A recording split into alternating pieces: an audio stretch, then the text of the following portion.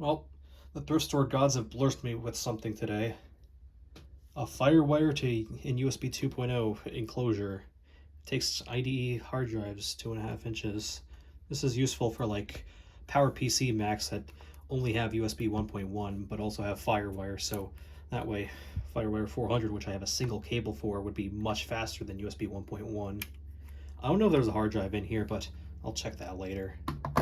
But that's not the main event of today's video. No, the main event of today's video is this weirdo Sony Vaio laptop, and I'm putting this on a board for a very good reason. If we look closely at this sticker, then this has a copyright year of 2002, which implies that this is when this laptop was released. The price sticker was ripped up, but it said $39.99. I did not pay that much, and I wouldn't pay that much for something like this. But blue tags were 75% off today, so I got this for $10 and this enclosure for just a single dollar. And there's tax on top of that, of course. So why did I buy this laptop? Well, you'll see when I open it.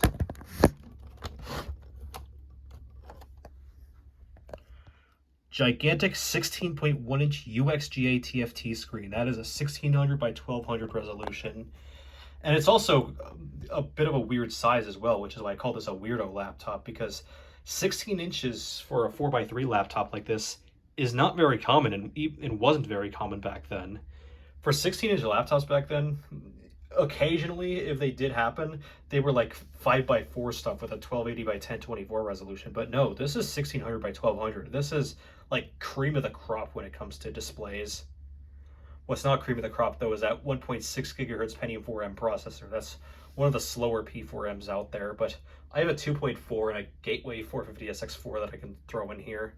And if not, then I have a 2 gigahertz chip just sitting around, which came out of that Gateway. And this is a Sony Vaio GRX series, as it implies here. If we look over here, this is a PCG-GRX560. That's just 10 numbers off from the PCG-RX550 I have. Maybe I'm yapping a little, so I want to take a look around the I/O of this laptop and see what it's got. Oh, and there's a reason why I have a board underneath. Okay, I don't think it's stained, but look at all that sticky rubber. 1, 2, 3, 4 feet degraded. And not only that, but if we go back to the display assembly here, then the rubber stoppers over here have also degraded, so I'm going to have a lot to clean up. But this one is still fine up here. I think so. But I think this one is degrading, and this one is already degraded. So, yeah, this laptop is going to leave a mess. Okay, this laptop has a lot of trapdoors, so we can look at these. I think this is the memory stick reader. I think the marking is on the palm rest, but I haven't checked. But under this trapdoor, we have a USB port and an iLink mini FireWire 1394 port. I don't know. We got dual PCMCIA slots, as is typical for laptops of this age. A combo CDRW DVD-ROM drive. When I tested this laptop at the thrift store, the faceplate is kind of broken here.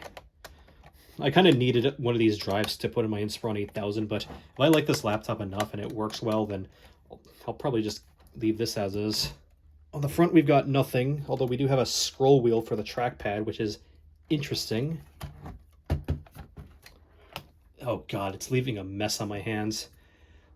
On this side, we got a little trapdoor here, which leads to the battery. Let's pull this out and make sure it's not, like, corroded or anything. Oh, this is going to be a little difficult. Okay, that took a little bit of work because I had to unlatch this from the chassis. But this is a 4,000 milliamp hour battery. It probably doesn't work anymore, but at least it hasn't leaked yet. There's a little bio marking here. How nice. I think Sony built this battery, but I don't know if these batteries are explodey, so...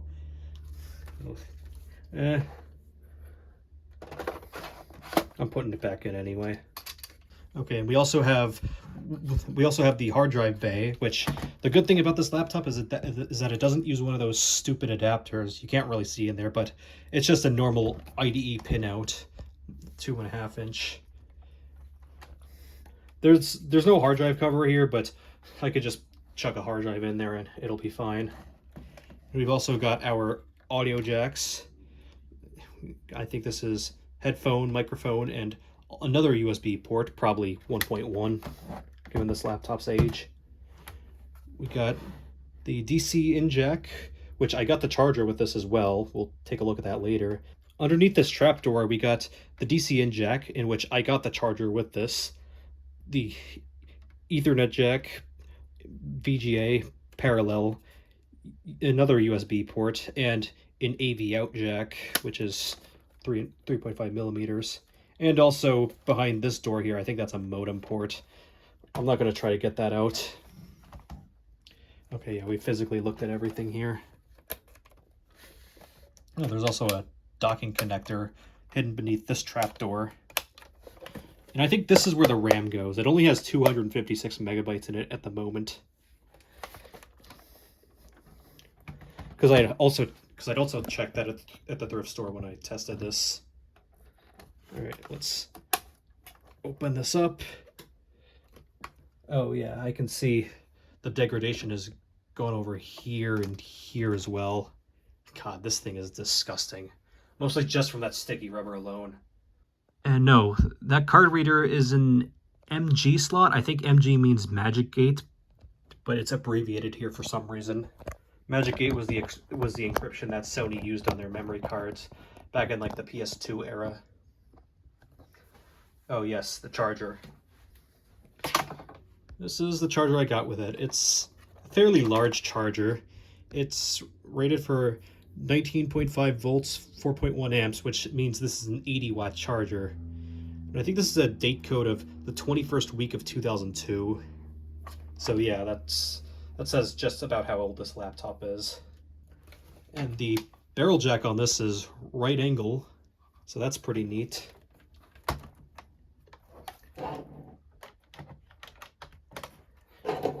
It's also one of the only ports on this laptop that is not behind a trapdoor, which is good, so that way I don't have to pull that down.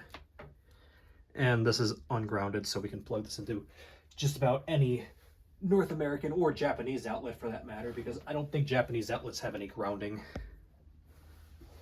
Okay, I gotta refocus the shot here. Now let's turn this laptop on.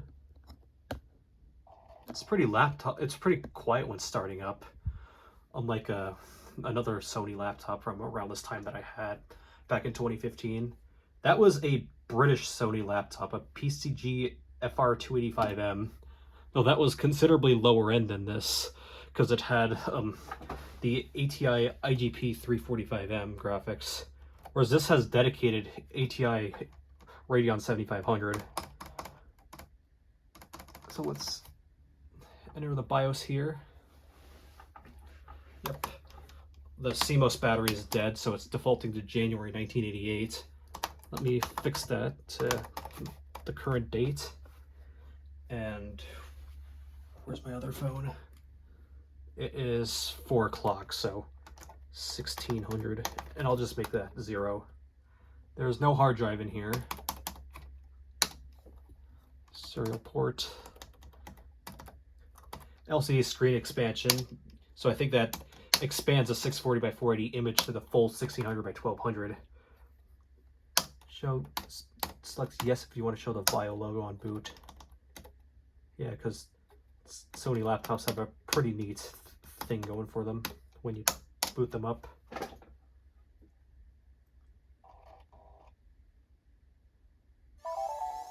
Ha ha ha ha! Yeah.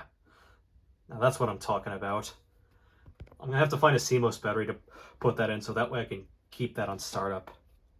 And also this is much quieter than the FR285M. Operating system not found, so that means that I'm going to have to find a hard drive to stick in here, and of course install an OS, and go through the painstaking process of getting all the Sony drivers, because go figure, Sony in their infinite wisdom got rid of all their drivers. And judging by the alignment of the hard drive pins, the hard drive goes in this way, so label facing up.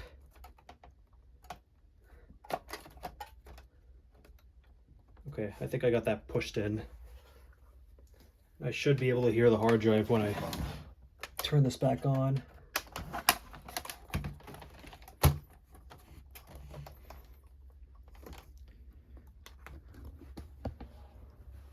I'm still gonna have to get some install media though.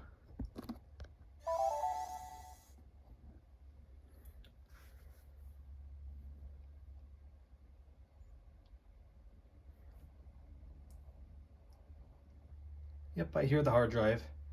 I don't think it's booting into anything because there either might not be anything on this drive, although it's not saying operating system not found, or this whatever thing is on this hard drive is just straight up incompatible. So yeah, I'm gonna have to get some install media out. Yeah, I could put XP on here, but for a Pentium 4 like this, I think Windows 2000 would be a better fit. Although the counterpoint is going to be like actually finding drivers. Although that could be a problem on XP as well. The decision has been made. I'll be installing Windows 2000 on this Vaio. So let's open this optical drive.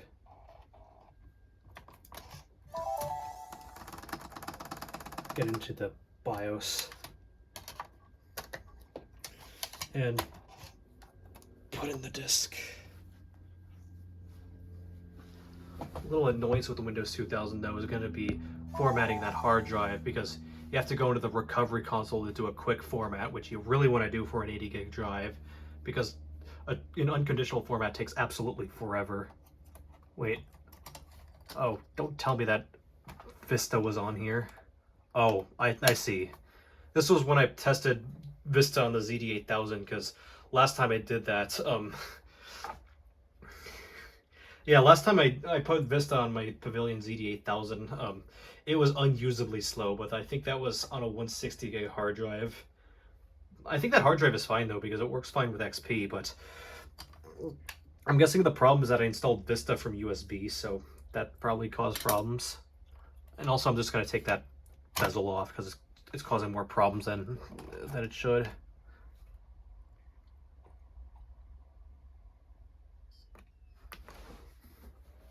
Alright, escape should bring me into the boot menu.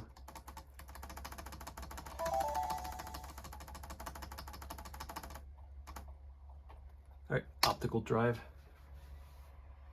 I guess it prioritized booting into the hard drive, which I don't like about a lot of these BIOSes. Okay, it looks like this optical drive works, so that's good. Ripperoni and pepperoni to the bezel though, because that's never staying back on. Although that means I'd probably be fine with chucking this drive in my Inspiron 8000, because that's totally missing a drive. Yeah, this looks nice and bright, even though it is an old CCFL backlit display, and it looked a little uneven at the thrift store when I tested it. I knew that it looked nice and bright otherwise.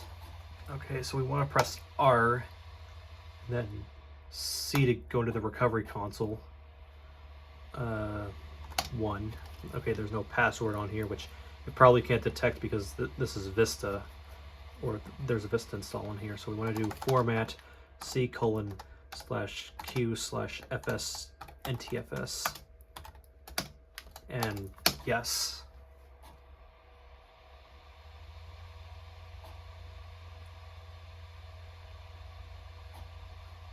And then that's when we restart.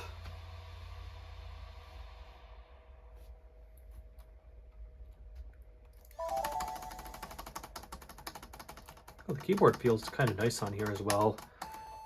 It almost feels like the Inspiron 8000 keyboard, which is actually mechanical, but I don't think it is mechanical. I'm pretty sure it's still rubber dome, but it feels pretty close to the mechanical of the Inspiron 8000.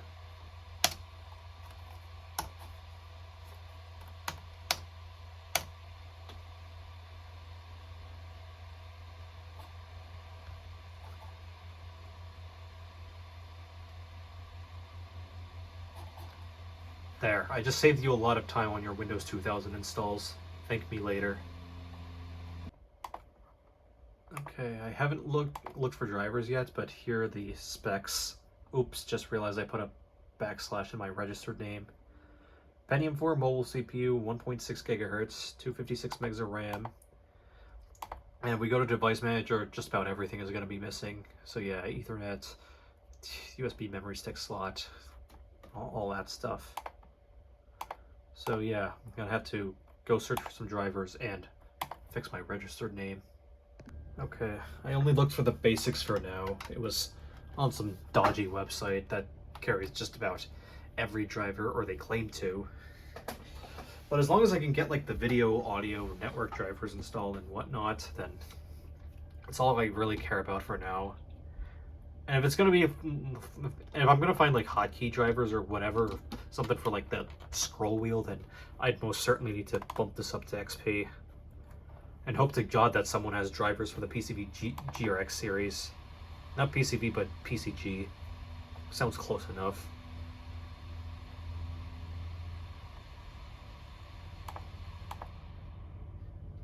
I should probably remove that CD from the optical drive.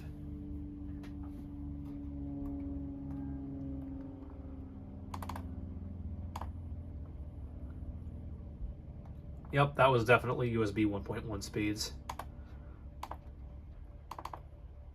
Oh, are you kidding me? I put the drivers on my 10 terabyte hard drive and not this flash drive. God, I'm an idiot. At least I installed 7-zip to begin with. Okay, the memory stick is already detected under Windows 2000, so I might not even have to install the driver for that.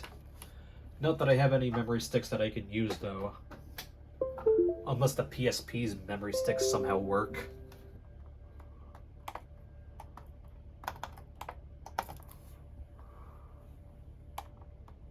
This is going to take some time.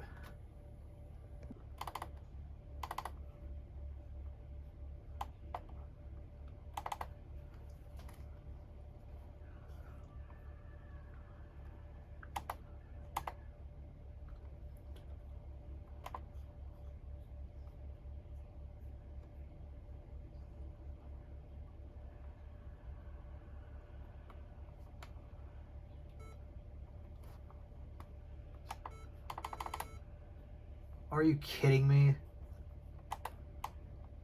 Don't tell me I gotta find a Dell driver or something.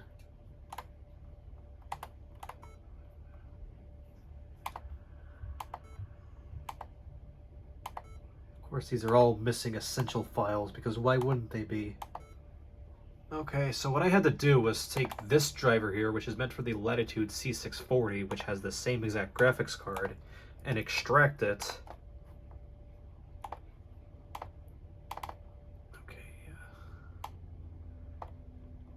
I think IS setup is what we're supposed to run.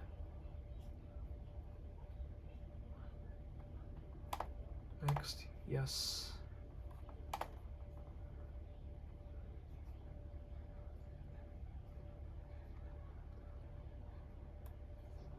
Okay, it's picked up the Windows 2000 driver. INF error, video driver not found. What? So I can't even find working video drivers for this. The sticker literally says this has 32 meg ATI 7500 graphics, so I don't get what the whole deal is. Okay, I guess I'm gonna do a bad. I'm gonna go to the device manager and grab the path from here. Wait, did I already install the graphics driver? Display adapters. Okay, it's already installed because I just went over here, right-clicked on the INFs and pressed install. So I guess that's what I really needed to do, because the automated installers don't want to work for some reason. Now let's see if I can get the audio driver to work at least. Okay, this is also INFs mostly. And somehow I keep knocking over the tripod because it's right in front of me. Alright, so in this case, I'm going to go here, reinstall driver, search for a suitable driver, specify location, and just find something in here.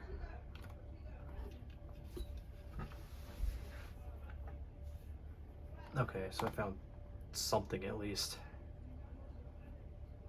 Oh, it's a Yamaha audio device. Interesting choice. Probably doesn't really have any MIDI support, but I don't expect it to. This was 2002 when hardware MIDI was being phased out.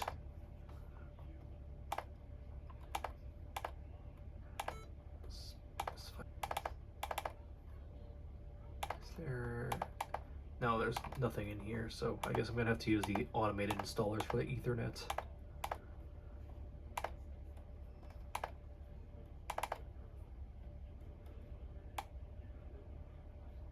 Intel Pro 100. This is meant for a DB6000 HP thing, but no, apparently it won't work on here, even though I'm pretty sure these use the same 10100 Ethernet chip. Hope that didn't break my install. It's hanging here. I think that might be because I have this USB stick plugged in. It's probably trying to boot off USB as well. Yeah, I think unplugging the USB got it to stop hanging. This machine may or may not support USB boot, but if it does, then it's pitifully slow because USB 1.1 be like that. Might as well close this trap door. Okay, so it's not defaulting to the full resolution color mode. But did the audio driver at least install properly?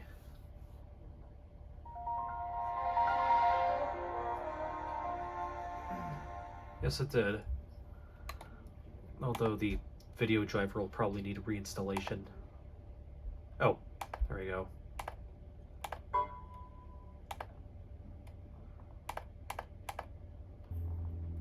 Let's see if I can get the Sony driver to work at least. 2KXP IF. Yes. ATIM2 tag.sys. Oh, there we go. The hell you mean it can't copy ATI2MT tag.sys? Guess I'm gonna have to go in there myself and dick around with some of these.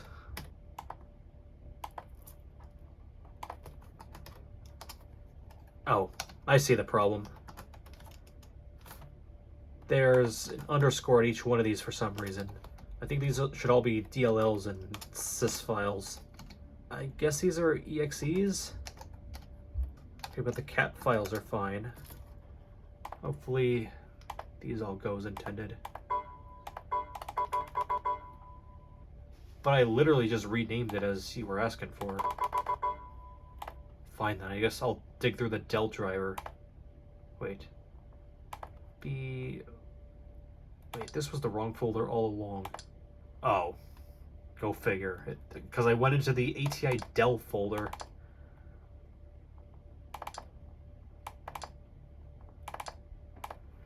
Okay, I guess I gotta rename these then. There we go. Let's hope this works. Okay, what the hell? Go figure. None of these drivers actually work. No, I don't want to continue setup. Okay, looks like I got the Pro 100 VE network connection at least, and that driver works. Network cable unplugged, so at least that works. Now, if only I could get the friggin' graphics driver to work.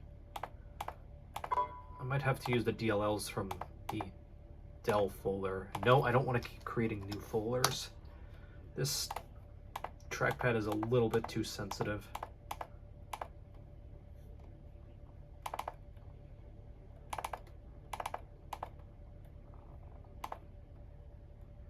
Unable to locate a driver for this device? The hell you mean?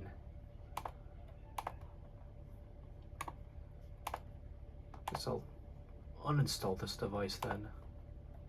Alright, I went through my driver archive and found a ThinkPad T40 driver. This also uses the 7500 32 meg graphics card, so hopefully this driver works, and if not, then I think I'd unzip the Omega drivers as well in case I have to go that route, because I had to go that way with the Gateway 450SX4, which has a 32 megabyte ATI M6P graphics card, which is similar to this but a little bit older.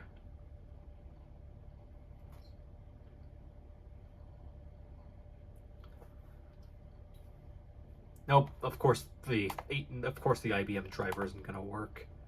Well, I guess I have to go the Omega route then.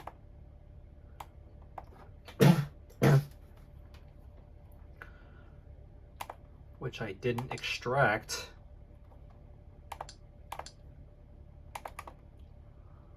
Just gonna copy all the Omega drivers here. Whatever I have that's on here is getting extracted. Okay. 38205. I forgot which is which. And I think the N610C driver is for the Mobility M6. So, yeah, I think I'll try the newer driver. This looks terrible in 16 color mode, but as long as it works. Normal Omega.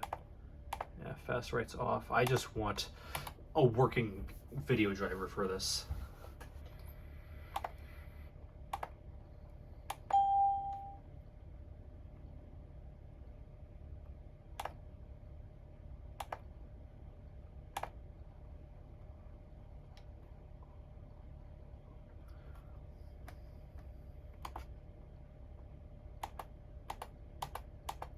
What? Recommended for most IGPs or laptops, yes. Okay, will this at least work?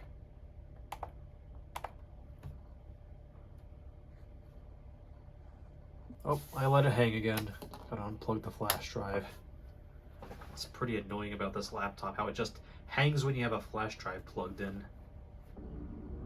No, it didn't work, because why would it have worked?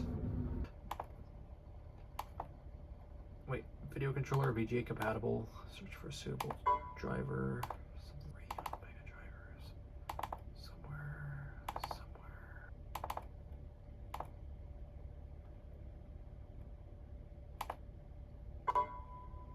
Yes.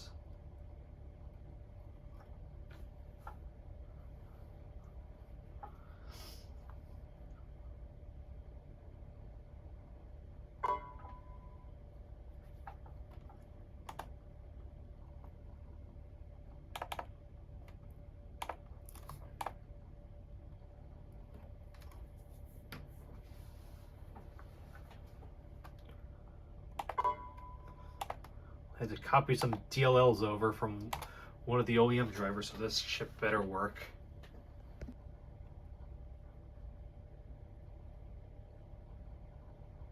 Finally, I get to see a glorious 1600 by 1200 resolution. I think this is my first time seeing it on a screen below 20 inches. A little bigger than 15, so it's not quite max PPI, but it is still 1600 by 1200 on a laptop. My eyes hurt. I bet you can't really see anything that's going on, because you're seeing this from further away than I am. Yeah, default signatures. Yes.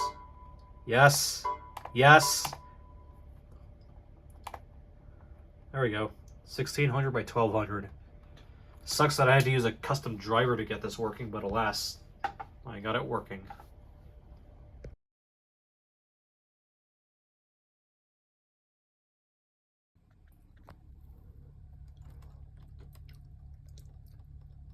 The battery still holds its charge. Somehow.